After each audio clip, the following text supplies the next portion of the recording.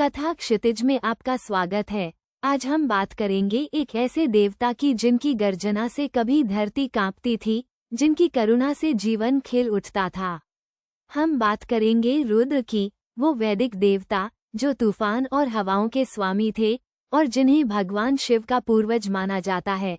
कल्पना कीजिए, हजारों साल पहले जब मनुष्य प्रकृति के रहस्यों से घिरा हुआ था। बिजली कड़कती थी, बादल गरजते थे और हवाएं सब कुछ तहस नहस कर देती थीं।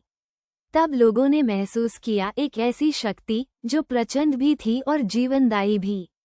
यही शक्ति रुद्र कहलाई। रुद्र ऋग्वेद में वर्णित एक प्रमुख देवता हैं।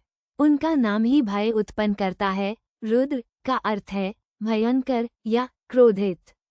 उन्हें धनुष और बाण धारण किए हुए दिखाया गया है, मानो वो हमेशा अन्याय और नकारात्मक शक्तियों से लड़ने के लिए तत्पर हों। उनकी गर्जना इतनी शक्तिशाली होती थी कि उससे बुरी आत्माएं भाग जाती थीं।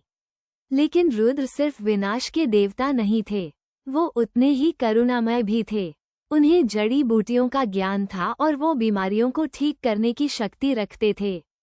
इसलिए उन्हें चिकित्सक के रूप में भी पूजा जाता था। रुद्र की ये दोहरी प्रकृति, विनाश और सृजन, क्रोध और करुणा, उन्हें और भी रहस्यमय और प्रभावशाली बनाती थी। वेदों में रुद्र को कभी कभी अग्नि के रूप में भी वर्णित किया गया है। अग्नि जो यज्ञों में प्रज्वलित होती है, रुद्र का ही एक रूप मानी जाती है।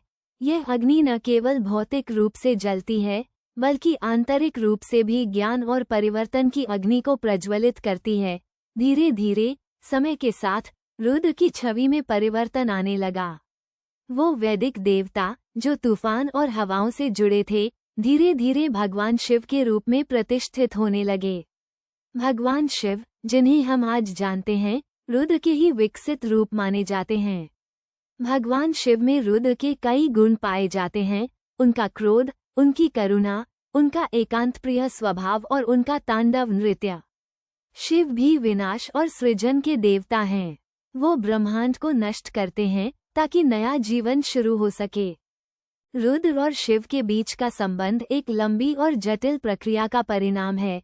यह एक ऐसा परिवर्तन है जो सदियों से चला आ रहा है, जिसमें कई विचारधाराएं और मान्यताएं शामिल हैं।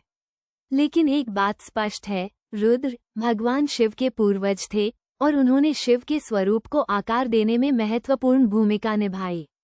आज भी रुद्र की पूजा की जाती है।